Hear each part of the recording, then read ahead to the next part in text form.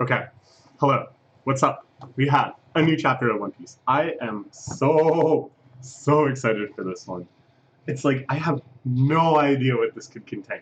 Okay? After that last chapter, it's like it could have battles of the Navy versus the Shichibukai, which would be super awesome. It could have stuff about the revolutionaries in Vivi. We could go back to Marijua and see like what the hell is going on there. We could see Wano again, for all I know. Maybe this was just a one chapter interlude, and then that's fine too, because we're immediately back at the Fire Festival raid, which is the super climax of the arc involving like every single one of the characters. It's too much. It's a little too much. Or some other thing that I can't even begin to imagine. Color spread at the start. It's beautiful. Pick up your speed. This is just the classic One Piece color spread stuff. Out with a bunch of animals, doing some really wacky thing. I like to think that in and among, even though this doesn't really work out chronologically, uh, or at least it's rare that there's an occasion where you could do this and it makes chronological sense because of course. Sorry, this is a long tangent, but did you know that Oda is always smart that whenever he depicts the moon, it's going through its phases properly as if the time was passing through the story? It's not like I've kept up on this development, I just remember reading about this like way back in the day. So I know that Oda has like a pretty strict timeline that he's actually keeping the series on. But I'd like to think that between the adventures we do see, there are times where the Straw Hat crew encounters some weird island, and they're like, "What's going on here?" The log pose isn't pointing to it, but maybe we can take a quick break. And they're like, "Oh yeah, this is Duck Race Island. If you guys know about Duck Race Island, we have the fastest duck races in the world." And then boom, we're here, and it's really happening. I'd like to believe. I'd like to believe that all color spans or colored spreads are canon. I love the goose with goggles up in the O. It's just fantastic. Okay.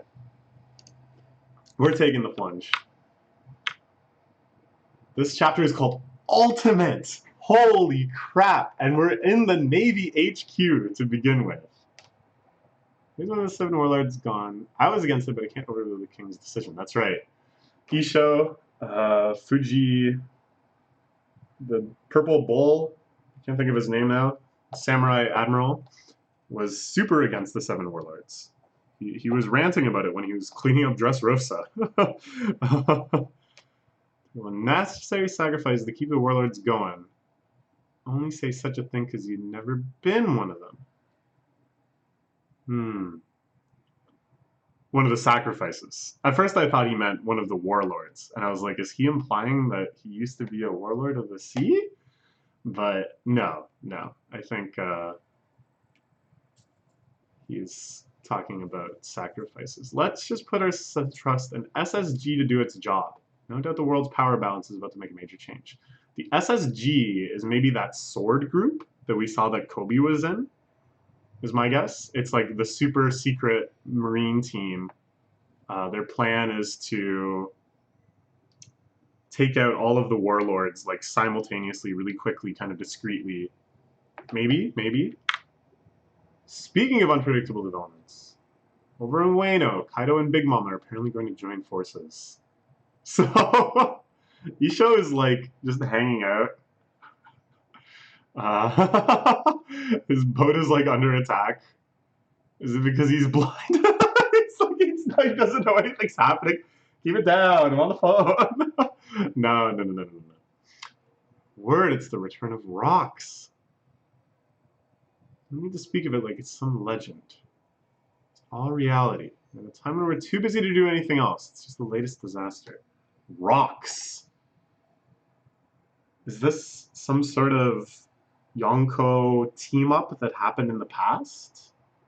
There's so much history with all the Yonko, right? Like they've all been legends for decades and decades. So who knows? Also, Isho, isn't that one life? It says it's translated as 4 life. But to me, this is like 1 life. But I guess it means like for the entire duration of your life. The totality of your 1 life or something. I don't know. At any rate. Two of the Emperors have teamed up. All times it has to be now. Intel says they're about to team up.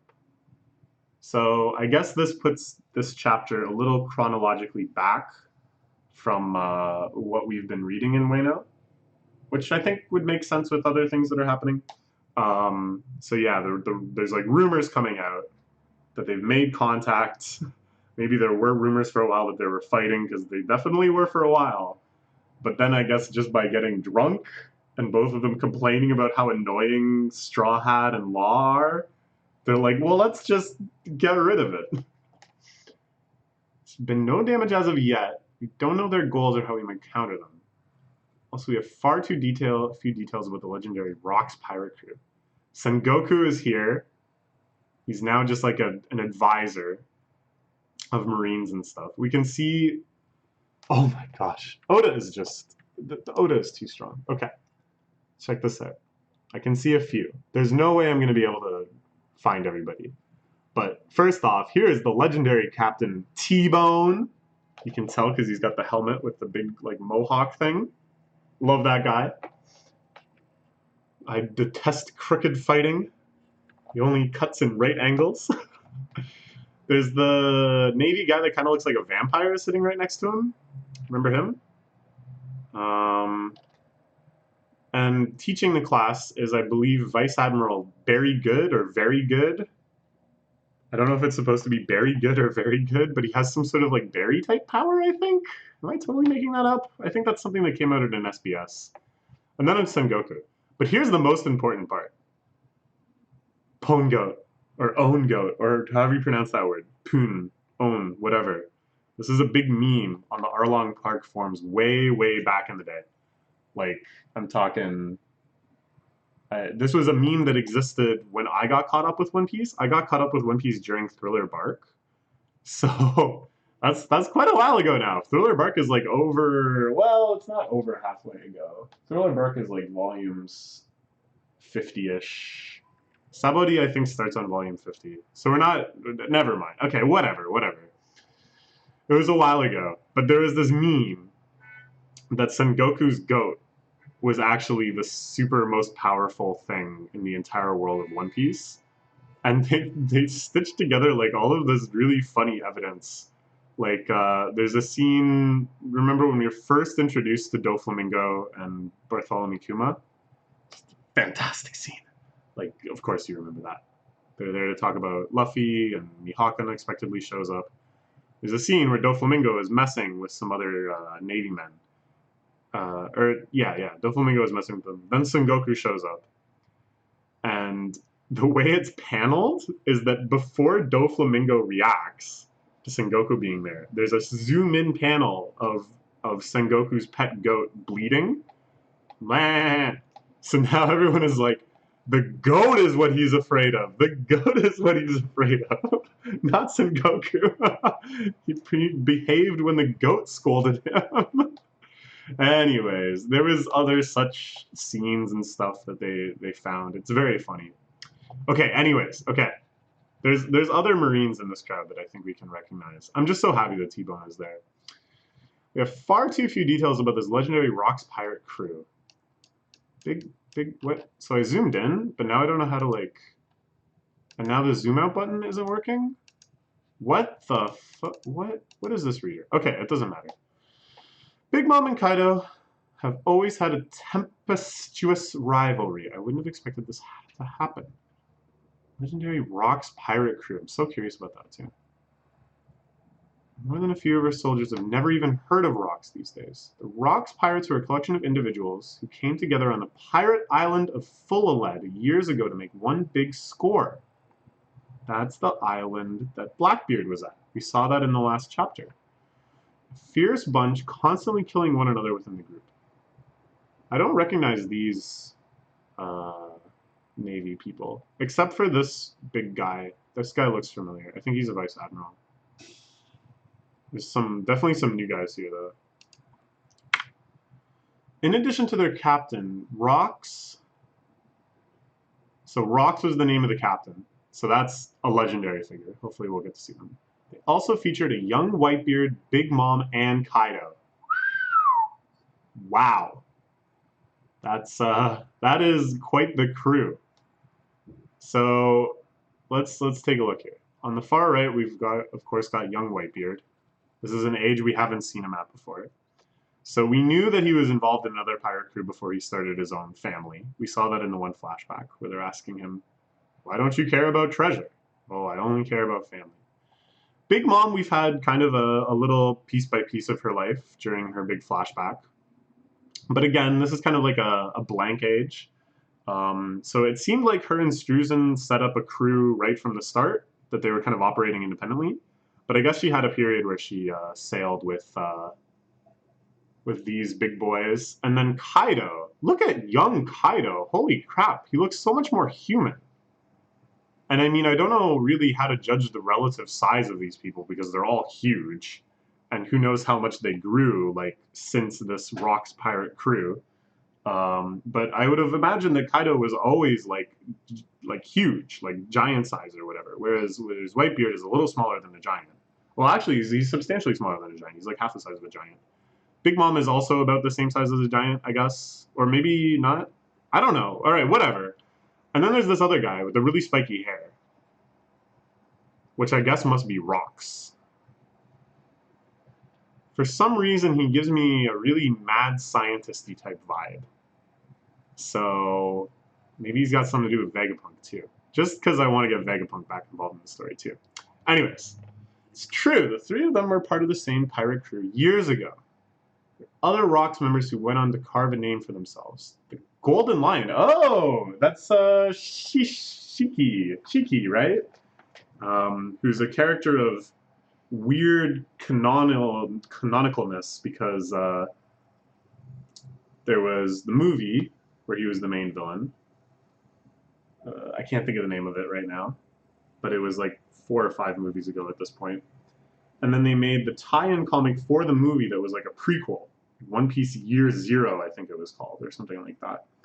And that had like canonical information in it. That had information that was later like incorporated into the story. And then Shiki is also mentioned in Impel Down. They talk about Shiki, the flying pirate, who cut his own legs off and floated out of there. So yeah, an interesting character to be sure. The Silver Axe, we've never heard of that before. Captain John, we've heard a lot about Captain John, of course. That's the pirate that Buggy is obsessed with. He's got the treasure marker. Has had maps in the past. He's got like all of these ingredients to try to find Captain John's treasure. So I think Captain John must not be around anymore. But of course he's never succeeded. So that's kind of cool.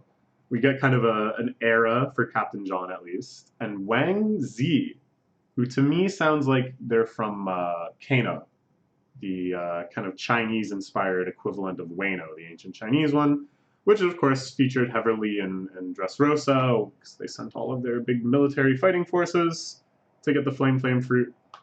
So I'm gonna guess, just because based on the name, that this is where this person is from.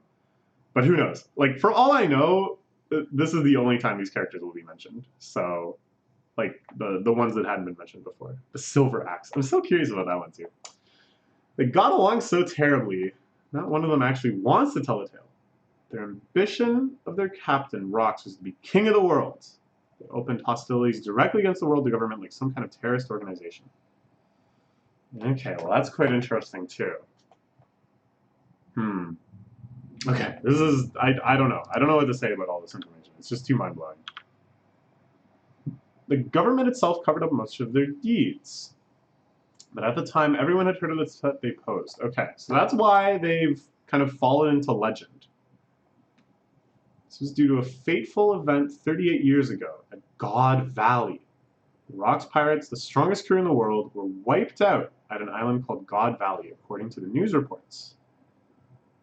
A rampaging force of evil that none have been able to stop had been taken down by a Navy vice admiral by the name of Garp!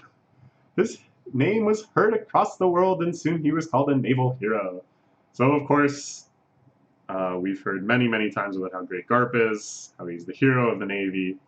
This is why, I guess. We never knew why. He took down the Rocks Pirates crew. Like, we knew that he had done various heroic things. We knew that he had had all of these legendary fights with people. But this, I guess, was the big incident. Okay, so this is what the news report said. The Garp just wiped them all out. And I guess that's why they kind of fell into obscurity, is that it never came out to the general public that all of these big name pirates in kind of the era that followed this, Big Mom, Kaido, Captain John, whatever, were all members of this one crew. All people knew is that there was this big scary crew. Garp took them down, and now they must all just be in jail. Okay, so this all makes sense. This place, God Valley, is such a crazy name, too. Holy crap. So yeah, that's how that name started. So many legends about him already. The man himself never wants to talk about that one. Okay. For the sake of the historical record, I'll tell you a bit of it. So here we see Garp. He's heading back up from Fishman Island. You can tell because he's got the cork things attached that make you float up.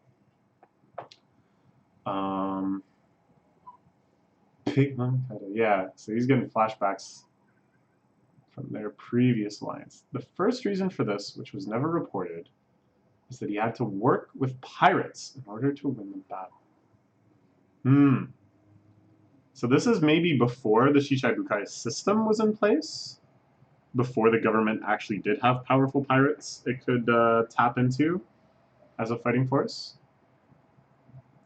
Because it seems like here that idea is just totally taboo. Whereas in the modern era, they would cooperate and then be like, congrats, you're Shichibukai.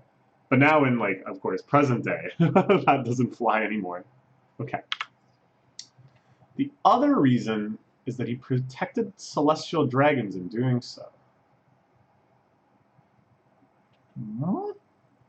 These celestial dragons come in. Shouldn't it be sailor's duty to protect celestial dragons? His personal moral compass spares no room for such a duty. The reason Garp has always refused to take an admiral's position is because it would place him directly beneath the celestial dragon's command. It's only his accomplishments and stature that keep him from being eliminated for this insubordination. So we'd always had a sense of that. This was Garp's MO, that this is how he operated. It's kind of cool to see just how this reasoning breaks down. And, like, it totally makes sense that he, like, think about when the admirals have been deployed. Under most of the admiral deploying situations, it's because the celestial dragons are like, yeah, go do it. He doesn't want to be the yeah, go do it guy. He wants to be at least someone that the yeah, go do it guy then has to tell to go do it. Because then at least someone he respects is telling him to go do it. In order to protect the celestial dragons and their slaves at God Valley, Garp joined forces with Roger there at the island, and they broke apart the Rocks pirates. That is the God Valley incident. Holy cow! Okay, first off, if this little foggy memory of Sengoku is the only thing we'll ever see from this battle, then, you know, that's just how it is, I guess, but burn it into your memory. You can see young Big Mom, young Kaido in the back there laughing. This must be Rocks, I guess, with this sword, and this crazy hair, and Whitebeard swinging in with his spear. Roger, we've, like, never ever seen fighting before, but here he has a sword. It's just kind of normal. And then, of course, it's Garp the Fist. Here comes a big fist of love.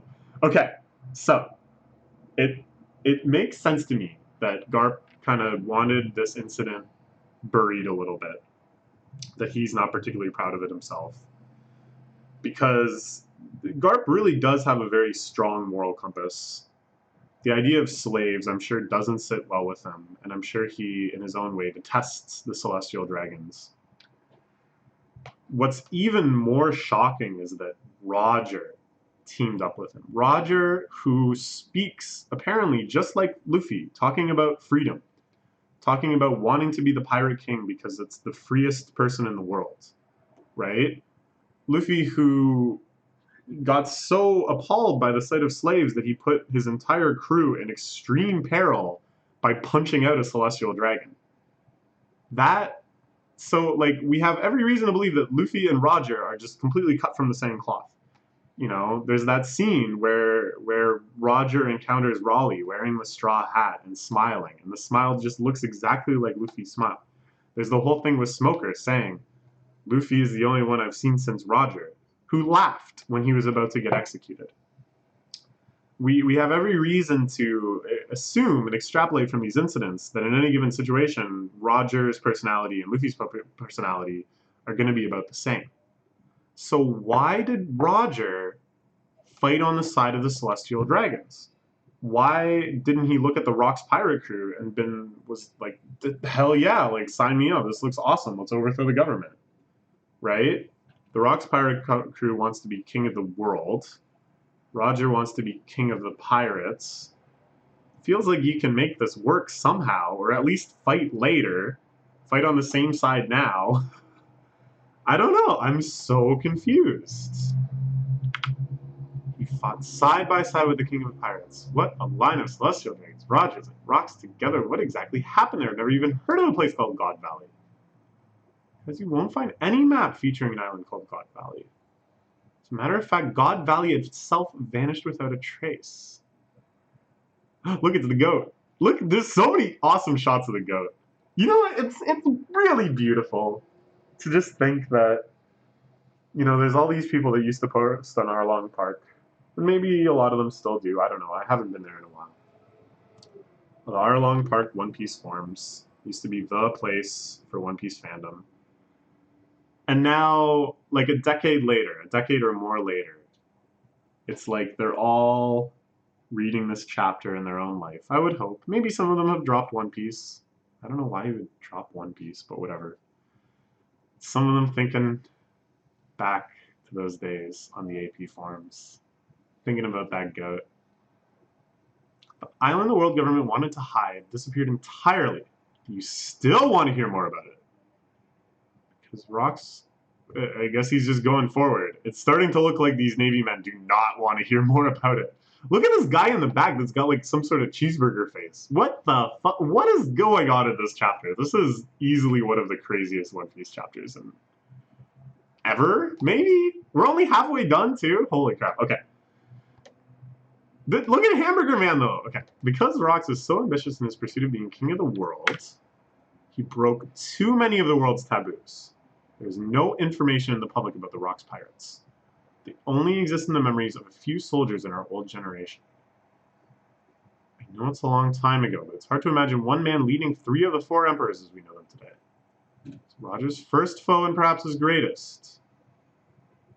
The captain was typically known only as Rocks, but his full name was Rocks D. Zebek, one of the rare pirates of the initial of D, though he is no longer alive to speak of it. Oh my god, okay, alright, yeah, sure, I mean, if anybody's gonna earn their D, it's our boy Rocks, who looks like a total madman in Sengoku's imagination here. Kaido and Big Mom were in fact on the same ship long in the past, but 38 years ago, they were nothing like they are now. A lot less strong, I guess, yeah. If this alliance is true, then it's the birth of the most dangerous pirate crew in the world. Brand new. What are their bounties now? Ooh. Okay. So this is kind of fun, right? Like, One Piece, I think, is really good for not succumbing to pure power level numbers, right? Like, so many other series, they break down at some point and they just start doing power rankings or whatever. Because that is hype in its own way. But One Piece, it threads a line. It has the bounties. It has things like the Navy rank. It has things like the CP ranks, and then Te Wase, or whatever that was called, within them. That measures physical power. And of course, all of these are indicative of strength to some extent. But then, of course, there's so many bounties that we know are just hilariously inaccurate, that we know. But they still mean something. And they certainly means something within the world of the series. Like it's an important number, insofar as that's how hard people are going to come after you. That's because that's how much money they'll get. So yeah, it's kind of neat. So like I said, One Piece has always sort of thread the line and never gone too far into just power level number territory, like Dragon Ball or something. And most of the time, power is sort of conveyed through reputation. So for the first half of this chapter, we've had a really strong sense of this reputation that we're getting all of these characters whose feats we've already seen built up in these crews, these mysterious incidents where we know all of the significance, but we don't know like exactly what was going on. There's that kind of power structuring. And now it's kind of like, all right, well, did you enjoy that? Do you also enjoy just seeing really big numbers? Because it looks like we're going to get some of that too. Oh my gosh. Okay. Starting with Blackbeard. Let's make some guesses. Blackbeard, 2 Billy. 2 Billy. I'm calling 2 B's on my boy Blackbeard. 2 B's, Blackbeard. Threw his insult on Impel Down 2 years ago. Oh, this is cool too, as like a summary of all these characters, because these are all going to be like big relevant characters in the end game. Okay, threw his assault on Impel Down 2 years ago. Gained mighty new followers. The current boss of the Pirate Island, Full-A-Lead, expanding his territory to fill the void left by Whitebeard. Commodore of the Blackbeard Pirates, Marshall D. Teach, 2.2476 billion berries. All right. Nice, nice. That was close. 6-year member of the Emperor class. The youngest of the 4, but with great trust from his subordinates. Beckman, Rue, Yasopp. His crewmates are widely renowned, with a high average bounty and the best balance of any pirate crew. No soft targets here. That's true. That's true. That's true.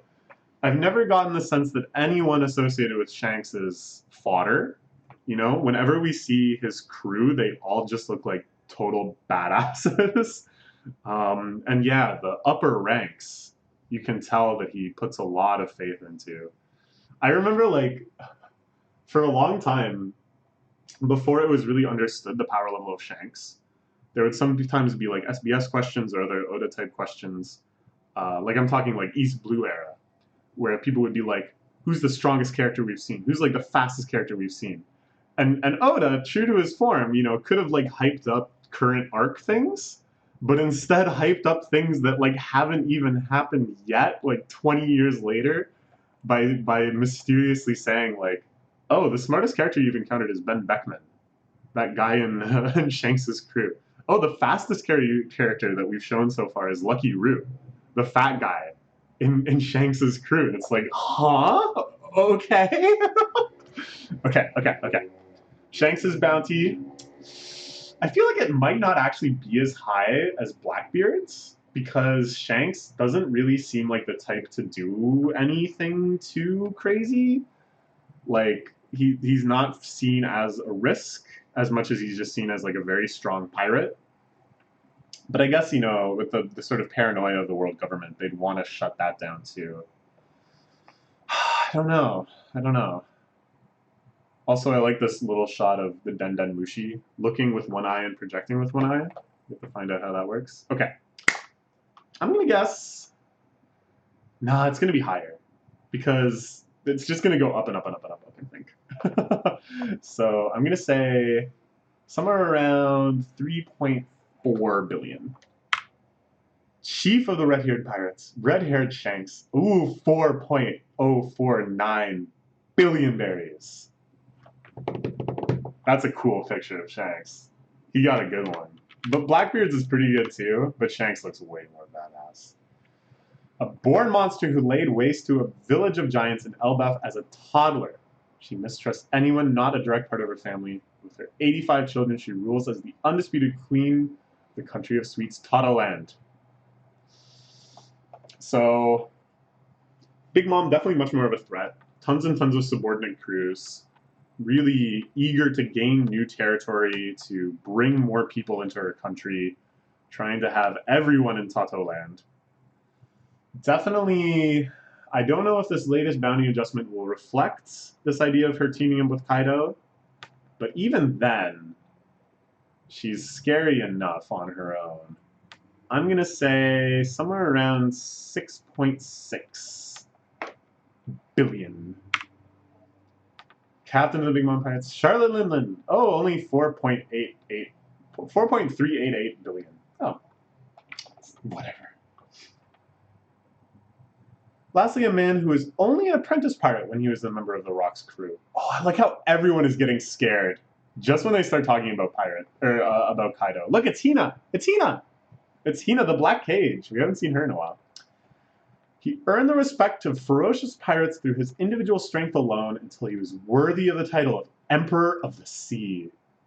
How do you even classify something like Kaido? He's the strongest creature. He's indestructible. He fell from a sky island. His hobby is trying to commit suicide. He blew up like 12 battleships or something when they tried to catch him. He got shot by a cannon like 150 times. I don't even know. I'm just making up numbers now. I just remember they said things like this. So Kaido, I think, hits both of the boxes where he's extremely strong. No, there's 3 boxes. He's extremely strong. His crew is outrageously strong. And his activities are like bordering on terroristic. No, they are terroristic. He's just not going after the world government directly. But if he's taking out a country like Wano, if he's got all of the power of Wano behind him, there's no way that they can't realize his ambitions could easily include and eclipse total control of the world government. Like, this is just a one-man rampage. Like, I don't know. I'm going to guess a big jump up for Kaido. 10 billion berries. Oh, no. Okay.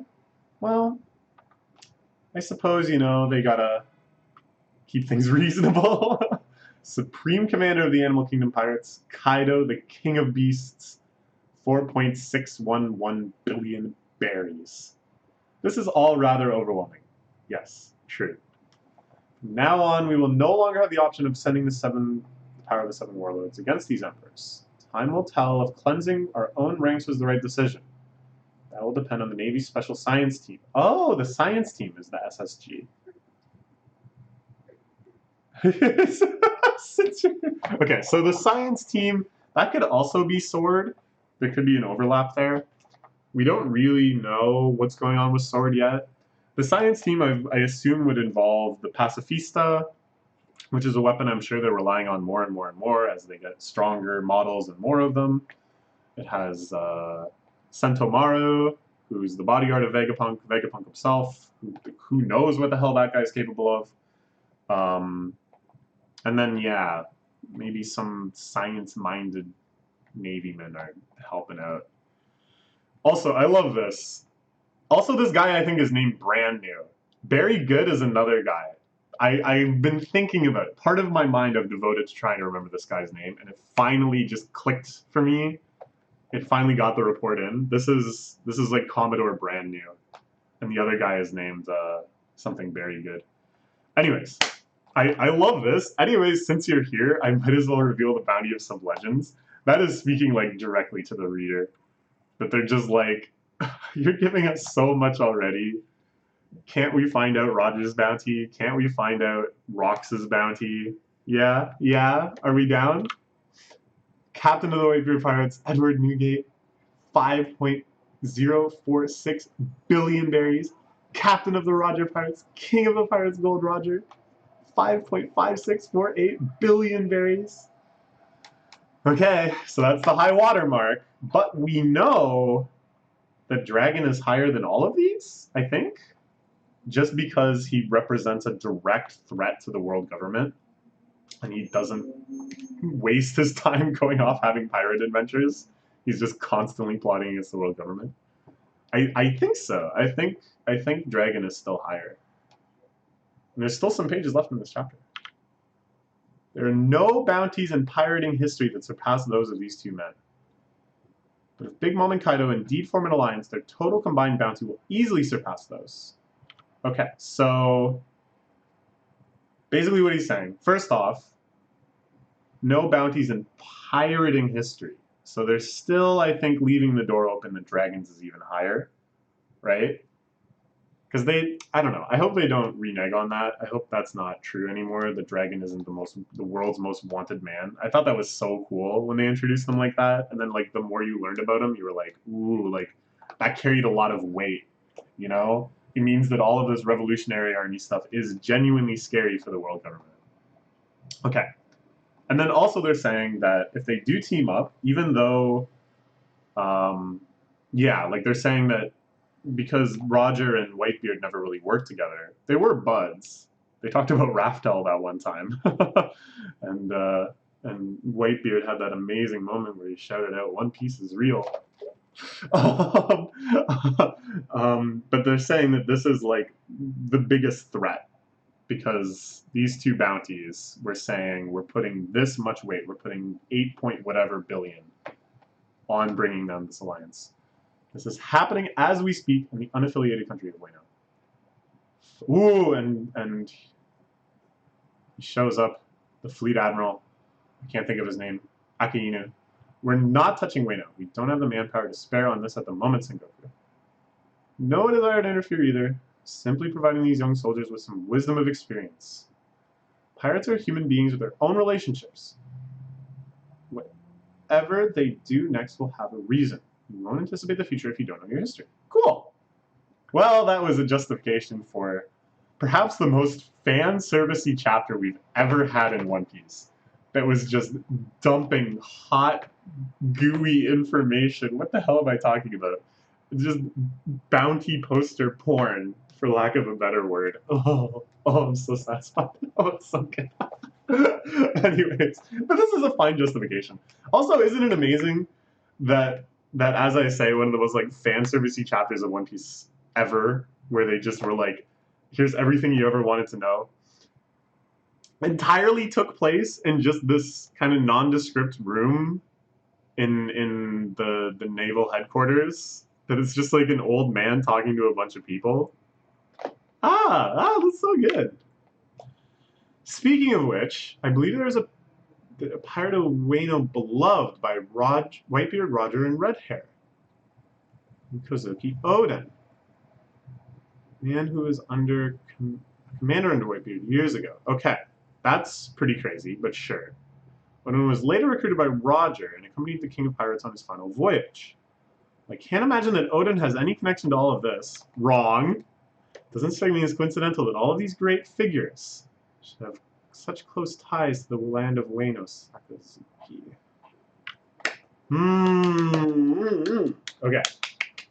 So it's interesting what the Navy is still ignorant about. That they don't know this whole Kozuki clan history. It seems like they don't even know that Oden was the king of Wano, right? They think he was just a pirate that sailed with all these crews. And they're kind of intrigued, like, what's up with this pirate? But, you know, he's also an emperor. And it seems to me that, like, they don't also know about the Kozuki clan producing the poneglyphs, which was something that we learned way back in Zou, I think, in case you forgot. Because I feel like if they knew that, they would immediately start making, like, a lot of very scary connections, and then suddenly Akainu is like, oh, maybe we do have the manpower to go to Wano. They should already be suspicious that CP0 is there in Wano. So clearly something even higher up in the government is being like a little tweaked by this. And that the CP0 deployment was before they knew about the Big Mom Kaido alliance, right? Because right now that's what they're stressed about. The fact that it's happening in Wano seems incidental. It's an unaffiliated nation. They clearly know like nothing about it. They don't care. Oh, so cool. Oh my god. Okay. All right. The tension is like still right up there. Like I'm just as excited for this next chapter as I was for this chapter. And this chapter I was actually extremely inadequately excited for. And I thought I was quite excited. But I wasn't ready for all of this. Oh my god, look at all of this. You crazy for this one? Son of a... Okay, alright, that's it. Bye-bye for now.